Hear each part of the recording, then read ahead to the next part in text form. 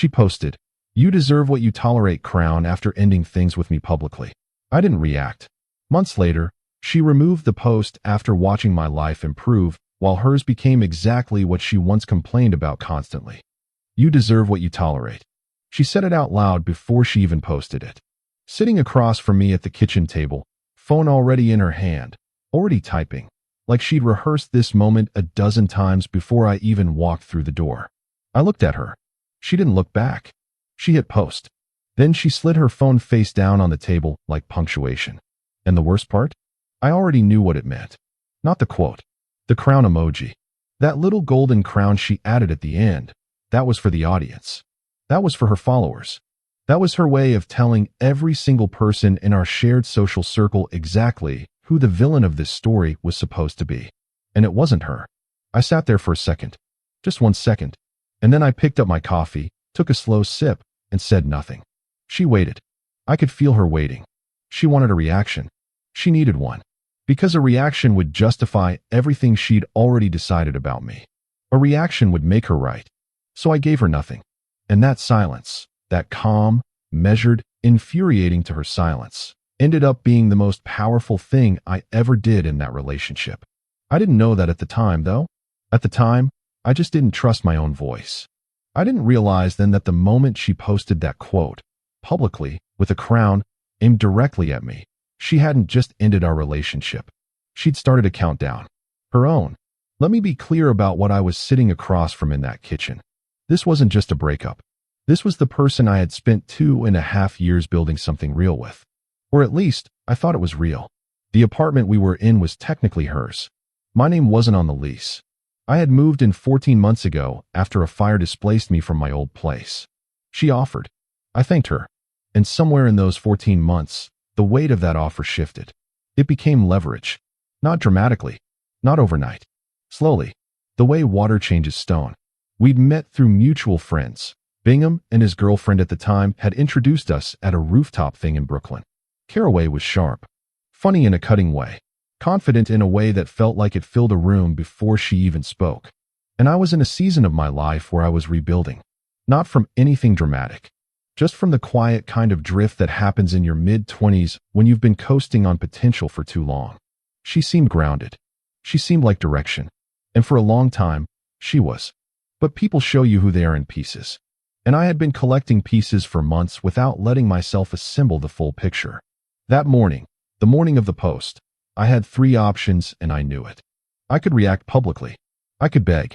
Or I could leave quietly and let whatever came next come. I chose the third one. And it almost broke me to do it.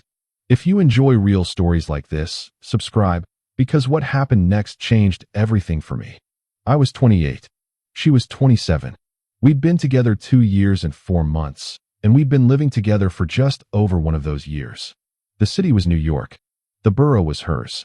The life we were living, partially mine, mostly shaped around what she wanted. That's the context. That's all you need. The first time I noticed something was off, I ignored it. That's a habit I'm not proud of. We were at dinner with her work friends, a group of people I'd met maybe twice before, all of them orbiting some creative agency she'd recently started climbing at. Her colleague Winslow was there. Tall, easy smile, the kind of guy who talks loudly about things he half understands and somehow makes everyone lean in. And I noticed, somewhere between the appetizers and the main course, that Caraway started talking differently. Not to me. At me. Like I was a prop in a performance she was giving for the table. "He's figuring himself out," she said, when someone asked what I did. Not maliciously. Not loudly. Just casually. The way you describe a teenager, not a partner. I let it go. Winslow laughed. I changed the subject. I should have asked her about it that night. Instead, I convinced myself I was being sensitive. That was the first piece I set aside. There were more. The way she'd bring up my income, not in arguments, but in conversations where it had no place. "He's always been more of a slow burn type," she'd say, with this soft, sympathetic smile. And people would nod like they understood something deep about me, when really, she was just subtly establishing that she was ahead of me. More successful, more directed. And I want to be honest, at that point in my life, she wasn't wrong. I was working a mid-level project management role at a design firm. Stable, not spectacular. I had ambitions I hadn't fully acted on yet. I had ideas that hadn't become results. And she knew that. And she used it. Not cruelly. Just strategically. Like she was building a narrative. And the narrative was, I was the person she was patient with. The project she hadn't given up on yet. I didn't fully see it until the Tuesday 3 weeks before the post. We were sitting on the couch. She was scrolling. I was reading. And out of nowhere, she said, "Do you ever think about what you actually want?" Just like that. No lead up. No context. Like a thought that had been building in her for a long time and had finally gotten too heavy to hold. I put the book down. "What do you mean?" "Like, long term," she said. "Direction, ambition, drive." She wasn't looking at me when she said it. Still scrolling. "You've been at the same firm for 3 years," she said. "You talk about the podcast idea every 6 months, and it never goes anywhere. You're comfortable, and I don't know if comfortable is what I want." I felt something go cold in my chest. Not because she was entirely wrong, but because of how she said it. Comfortable. Like it was a disease. Like I was infecting her with it. "I've been building towards something," I said. "I know," she said.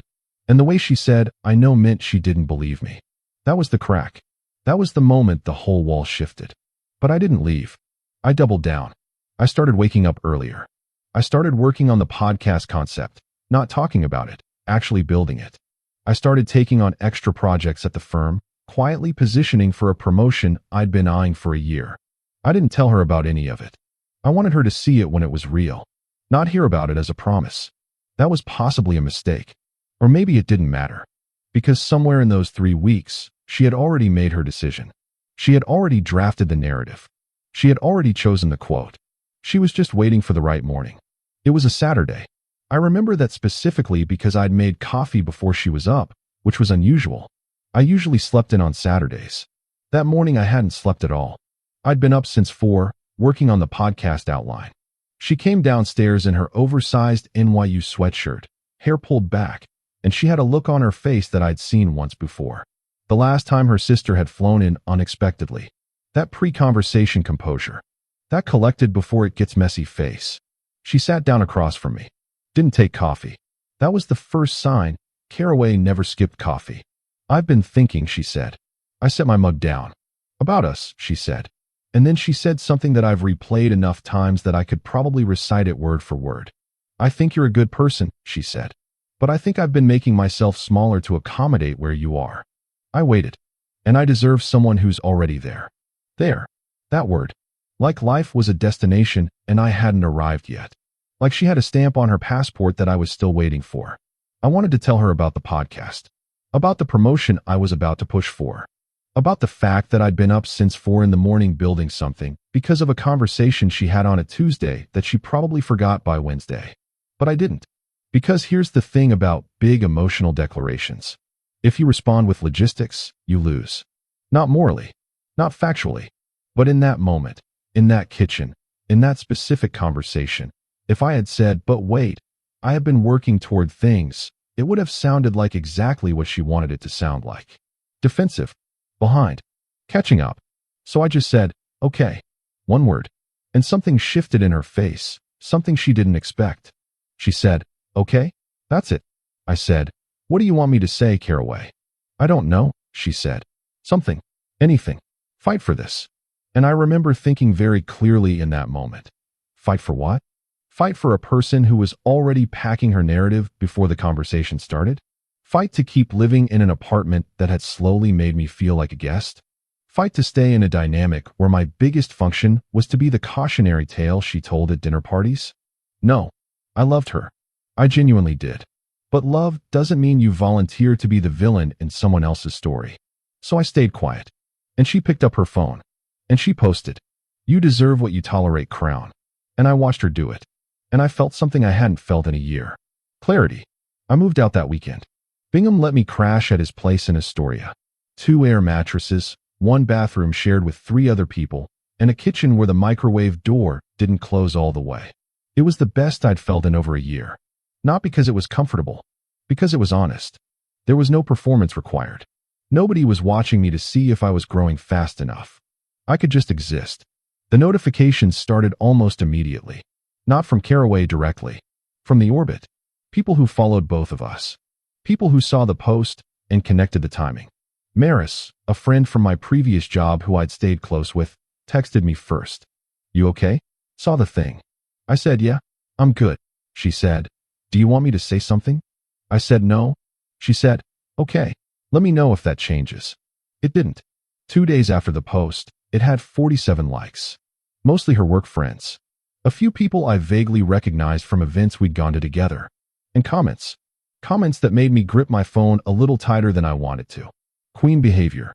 Know your worth, sis. You always deserve the best, Caraway.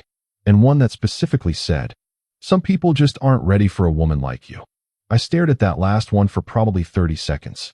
And then I put my phone face down on the floor next to the air mattress. And I didn't pick it back up for 2 hours. I want to be honest about those 2 hours. I'm not going to pretend I was zen. I'm not going to pretend I sat there in peaceful acceptance while someone publicly reframed 2.5 years of my life as a tolerance problem. I was angry. Not explosive angry. Quiet angry. The kind that sits in your sternum and makes your jaw tight. I wanted to post something. God, I wanted to post something. Nothing aggressive. Just something that said, I was there too. This was a relationship. Not a patience exercise. Not a charity project. Not a lesson in what you tolerate. But here's what stopped me. Not wisdom. Not restraint. Just, what would it actually change? If I posted something, I became the guy who couldn't handle the breakup. The guy who argued with a quote on the internet. The guy who proved her narrative right by reacting like a person who needed to be managed. So I didn't post. I opened the podcast outline instead. And I worked on it for 4 more hours. That was the night everything shifted. Not dramatically. Not with music and montage. Just, I made a decision, and then I made a second one, and then I made a third. And those decisions compounded. The first month after moving out, I had 2 priorities. 1. Get off Bingham's air mattress. 2. Stop thinking about the post. I accomplished both, but not in the order I expected. The post stopped matching faster than I thought it would. Because I got busy. Real busy. I had a meeting with my manager, Ashford, about the promotion I'd been tracking. I walked in prepared. Not just, I've been working hard, prepared. I mean, I came in with a documented breakdown of 3 projects I'd led that had measurably impacted the firm's client retention numbers. Ashford looked at the sheet I handed him. Looked at it for a long time. Then looked at me. I didn't know you were tracking this stuff, he said. I've been building toward this for a while, I said. He said he'd bring it to the partners. I left that meeting and drove to see a sublet in Crown Heights that Maris had sent me. 1 bedroom, good light, a small roof terrace shared with the building. More than I'd been spending in Caraway's apartment. But mine. I took it. I want to tell you, I didn't care what Caraway was doing during this time. That would be a lie. I cared. Not in the obsessive, checking her profile every hour kind of way. Just in the background. The way you care about the weather when you're planning something important. She was visible. She'd always been visible. Good at social media in that effortless way that's actually calculated to look effortless. And for the first few weeks after the breakup, her content had an energy to it. That post-liberation glow. Gym selfies with unbothered captions. Night out photos where every smile was angled at maximum wattage. Subtle reposting of quotes about growth, self-worth, choosing your peace. She was performing recovery. And she was doing it well. And I won't lie. There were moments where I looked at it and felt something close to doubt. Like maybe she was right. Maybe she was already there, wherever there was. And I was still standing in a sublet in Crown Heights with a half-finished podcast outline and a promotion that wasn't confirmed yet. Bingham called me one night. This was about 6 weeks after the breakup. You've been quiet, he said. I've been working, I said. On the podcast thing? Yeah, and other stuff. You're not spiraling? He said. No. Good, he said. Because she told people things. I went still. What kind of things? Nothing crazy, he said. Just the usual stuff. That you were complacent. That she felt like your mom more than your partner. That she had to push you to do anything. Silence. She said that to multiple people, he said. Including people who know you. I took a breath. Okay, I said. That's it. Okay. What else is there, Bingham? He paused. You're different, he said. Better different, or worse different? He thought about it. Better, he said. Quieter, but better. I hung up and stared at the ceiling of my new apartment. She had been building a case. Not just publicly, in rooms. In conversations. With the people who knew me. And the old version of me would have immediately started calling those people. would have started defending myself, would have made myself look exactly as reactive and unsteady as she described. Instead, I opened my laptop and recorded the first real episode of the podcast. 10 weeks after the breakup, Ashford calls me into his office on a Wednesday afternoon. I don't sit down. He says, "We want to offer you the senior project lead position." I sit down. He laughs. The salary attached to it was 32% higher than what I was making. I walked out of that building and stood on the sidewalk on Fifth Avenue for probably 90 seconds. Just stood there. People moved around me like current around a stone. And I thought about that Tuesday on the couch. You've been at the same firm for 3 years. Comfortable. I took out my phone. I didn't post anything. I texted Bingham. Got the promotion. He sent back 17 emojis. I texted Maris. Remember that podcast thing I mentioned? She said, "The one you've been almost starting for a year?" I sent her a link to the episode I'd recorded. She went quiet for 20 minutes. Then she said, "This is genuinely good. Like, actually good." I said, "I know. Not arrogance. Just, I had made something real. Finally. That felt like a different version of me." Second episode. Third. By the 6th episode, I had a small but consistent audience. Nothing viral. Nothing explosive. Just people finding it. People recommending it. People leaving reviews that said things like, "This feels real," and "Why does this guy get it?" I was not thinking about Caraway when I made any of it. I want to be clear about that. This wasn't revenge content. It wasn't coded messages. It was just me, finally being the thing I'd talked about being, actually doing it, no audience required. But the thing about living in a city like New York, you are never fully off the radar of the people you used to know. I found out in pieces. Not from her. From the city. From the overlapping social fabric that connects people whether they want it to or not. Maris worked peripherally in the same industry as Caraway, creative services, different agencies, but the same circles. About 3 months in, Maris mentioned something casually. "I saw Caraway at that Tribeca panel thing last week." Okay. She was there with Winslow. I paused. "The work guy?" "Yeah." I didn't say anything for a moment. Maris said, "She didn't seem as put together as her grid suggests." What does that mean? Maris chose her words carefully. She seemed like someone who made a decision quickly and is now living in the gap between how she thought it would feel and how it actually feels. That's a Maris sentence. She says things like that. I filed it away. Didn't celebrate it. Didn't feel satisfaction about it. Just noted it. About a month after that, so roughly 4 months post-breakup, Bingham told me that Caraway and Winslow were officially together. This had moved fast. Not impossibly fast, but fast enough that it made a certain kind of sense. Winslow was everything she had gestured at when she talked about ambition. Loud about his accomplishments. Constantly moving. Always in the right room. Always with the right people. Always with the next thing already announced before the current thing was finished. He was velocity. And she had wanted velocity. I had been building. He was accelerating. For a while, by all visible measures, he looked like the upgrade. And I won't pretend that didn't sting. It stung. That's the honest truth. Not because I wanted her back, but because the human brain is wired to make comparisons. And for about a week, the comparison didn't favor me. Then week 2 happened. The promotion was active. The podcast crossed 1,000 subscribers. I got my first sponsorship inquiry, small, from a startup, but real. I signed a lease renewal on my apartment. I started going back to the gym, not obsessively, just consistently. And something started happening that I can only describe as the internal finally matching the external. I had always known what I was capable of. I had just been living in a space that made me doubt the timeline. Now the timeline was mine. 6 months after the post, I ran into her. Not dramatically. Not at a meaningful location. At a coffee place on Smith Street in Brooklyn that I'd started going to on Saturdays. She walked in alone. I was at a corner table with my laptop and a half-eaten croissant, on a call with a potential collaborator for the podcast. I saw her before she saw me. And in the 2 seconds before she noticed me, I watched her face. She looked tired. Not destroyed. Not falling apart. Just tired in a way that wasn't there before. The kind of tired that comes from constantly running towards something that keeps moving. Then she saw me. There was a pause. One of those pauses that carries too much for the actual length of it. I nodded. She nodded back. Then she ordered her coffee and she left. That was the whole interaction. 2 nods. No words. No drama. No social media post. And I thought about it for maybe 5 minutes after she walked out. Then I went back to the call. Bingham texted me that night. Heard you saw Caraway. News travels fast in this city. I said, yeah. We nodded at each other. He said, I heard things aren't great between her and Winslow. I said, I don't need to know that. He said, noted. But you're going to hear it anyway. It's a small borough.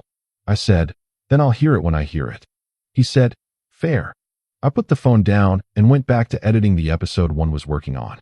I was genuinely not chasing the information. I want that to be on record. 7.5 months out. Maris was at an industry event. A Friday night thing in the meatpacking district. She called me on the walk home. You need to hear some things, she said. Maris. Not gossip, she said. Context. Real context. And here's what she told me. Caraway and Winslow had moved in together. Which sounds fine. Until you know the details. Winslow's place. His lease. His name. And Winslow, the velocity guy, the loud ambition guy, was exactly what I'd started to suspect from the outside. He was great at the performance of ambition, not the reality of it. The agency deals he talked about constantly had a quiet way of not quite closing. The projects he announced publicly had a quiet way of not quite launching. And Caraway, who had left a relationship because she felt like she was carrying someone who wasn't keeping up, had moved in with a man whose entire forward momentum was aesthetic. She's frustrated, Maris said. She told you that. She told someone who told me. Maris said. She's apparently been saying that she feels like she has to push him, that he talks more than he does, that she feels like she's the one holding things together. I went quiet. You know what the wildest part is? Maris said. Tell me. She used almost the exact same words she used about you, Maris said. Almost word for word, but louder. I stood on the sidewalk for a moment. The city was doing its thing around me. Taxis. A couple arguing on a stoop. Someone laughing loudly outside a bar. And I thought about the kitchen that morning. I've been making myself smaller to accommodate where you are. I deserve someone who's already there. And now she was living that sentence. Not with me. With someone she'd chosen as the correction. I didn't notice immediately. I'm not the type to check old posts. But Bingham noticed. He texted me on a Tuesday morning, about 8 months after the breakup. She deleted the post. No additional context. Just that. I went to her profile. And there was a gap in her grid where it had been. No announcement. No replacement. Just gone. Like it had never existed. I sat with that for a long time. Longer than I expected to. Not because I was happy about it. Not because it felt like victory. Because it felt like punctuation. Like the sentence she had started that Saturday morning. The one with the crown emoji and the public performance of certainty had finally just ended. And it ended quietly. With a delete button. No audience. No acknowledgement. Just gone. And I thought about all the people who had commented. Queen behavior. Know your worth, sis. You always deserve the best, Caraway. Did they notice it was gone? Did they wonder? Or did it just slip out of the algorithm, silently, like most things eventually do? I texted Bingham back. Okay. He said, that's all you've got? I said, yeah. He said, you're a different person than you were 8 months ago. I said, I know. He said, I mean that as a compliment. I said, I know that too. There's something I held back. I've been building to it. Because I didn't want you to frame the earlier parts of this story through it. I wanted you to see the events first, and then understand the texture underneath. Caraway had been cheated on before me. Badly. By someone she'd been with for 3 years who had, by all accounts, made her feel invisible. I knew this early. She told me on our 3rd date, not as a trauma dump, but as context. I don't tolerate people who don't value me anymore, she'd said. And I'd respected that. I'd thought it was healthy. The problem is what happened to that healthy awareness over time. It curdled. It became something else. It became a surveillance system. Every time I didn't immediately pursue a goal she thought I should have. Every time I preferred a quiet night and over an event she wanted to be seen at. Every time I chose stability over spectacle. She processed it through the lens of someone who'd been devalued before. She saw complacency where there was patience. She saw stagnation where there was intentionality. And she told that story, the story of me as someone she was tolerating, so many times, to so many people, in so many rooms, that she started to believe it herself. That's the thing about narratives. They gain weight. The more you repeat them, the more real they become. Even if the original evidence was thin. even if the person you're describing never actually fit the story you were telling. She had turned me into a character. The before guy, the cautionary tale, the reason she deserved better, and the tragic irony, the deeply human, genuinely painful irony, is that she then went and found the after guy, the one who looked like everything she said she wanted. And he turned out to be the actual version of what she'd accused me of being. Just louder about it. Just better at selling it. I don't say this to be cruel. I say this because I think it's important to understand how stories work. The ones we tell about other people. The ones we tell about ourselves. When you build your self-worth around being the smarter one, the further one, the one who's already there, you are constantly in need of a reference point. Someone to be ahead of. And when the person you used as that reference point starts moving, starts building, starts showing up in ways that contradict the story you've been telling, it does something to you. I watched it happen. I didn't celebrate it, but I watched it. Let me give you the real version of the timeline. Because the internet loves a glow-up story. It loves the before and after, the revenge arc. The protagonist wins. And while some of those things are true, this isn't a movie. It wasn't clean. The first 2 months after the breakup were genuinely hard. I had nights where I stared at the ceiling and wondered if she was right. Not about everything. Just enough. Was I complacent? Was I building too slowly? Was I living in potential while she'd been waiting for reality? I turned those questions over like stones. I sat with the discomfort of not having immediate answers. And what I found under the stones. Not excuses. Not justifications. Just truth. The truth was, I had been growing. On a timeline that was mine. Without announcement. Without performance. Without making sure the people around me could see it at all times. And I had been with someone who didn't know how to trust a quiet build. Who needed visible velocity to feel secure. Who had confused speed with substance and noise with progress. That wasn't a moral failure. That was a compatibility failure. Big difference. So here's what actually happened. 8 months after the breakup, the podcast was sitting at 14,000 subscribers. Not massive, not viral, but real, with a real community, with a small but meaningful monetization stream that had stopped being a side project and started being a second income. The promotion had settled in. I was leading a team of 6 people at the firm. I had moved twice, once to the Crown Heights sublet, then to a 1-bedroom in Carroll Gardens that I loved in the specific way you only love a space that is entirely, uncomplicatedly yours. I had gotten back to the gym, back to reading, back to the version of myself that existed before I spent 14 months quietly shrinking in someone else's apartment. And the people around me noticed. Not in a loud way. In the way people notice when the light in a room changes. When someone starts taking up exactly the amount of space they're supposed to take up. No more, no less.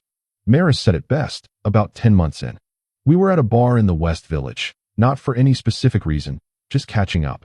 She was on her second drink, and she looked at me and said, "You know what's different about you now?" I said, "What?" She said, "You don't explain yourself anymore." I thought about that. Before, she said, whenever you'd talk about what you were doing, you'd always add this cushion, like a disclaimer. I know it's not much yet, but, or, I'm still figuring out the direction, but, you qualified everything. She picked up her glass. You don't do that anymore. I nodded. You're just saying things now, she said. Like they're true. Because they are. That conversation hit me in a place I didn't expect. Because she was right. For 2.5 years, I had been living with someone who made me feel like my reality needed a qualifier. Like I had to preemptively acknowledge my shortcomings before they were brought up for me. Like the story she was telling about me was so loud that I'd started whispering just to not compete with it. And without that voice in the room, I'd found my actual volume. 14 months after the post, I was at a rooftop thing in Williamsburg. A friend of a friend's birthday. I almost didn't go. Bingham had practically dragged me out with the promise that there would be good food and interesting people, and that I'd been working like a monk for too long and needed to remember what a crowd felt like. He wasn't wrong. I was there, drink in hand, actually having a decent time. And then I saw Caraway walk in. Without Winslow. I noticed that immediately. She saw me faster this time. No pause this time. She recognized me from across the roof. And she walked over. I didn't move toward her or away. Just stayed where I was. Hey, she said.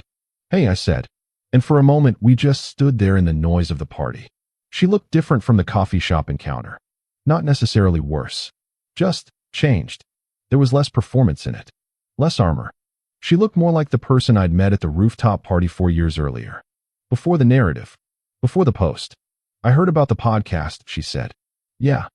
It's good, she said. I listened to a couple of episodes. I didn't say thank you. I didn't say anything defensive or loaded.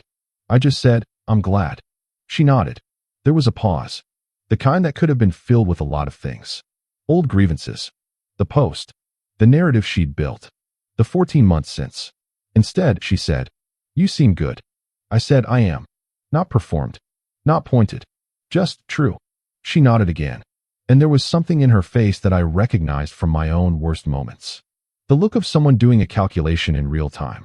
Measuring the distance between where they thought they'd be and where they actually are. I didn't have anything to offer her in that moment. No reassurance. No unkindness either.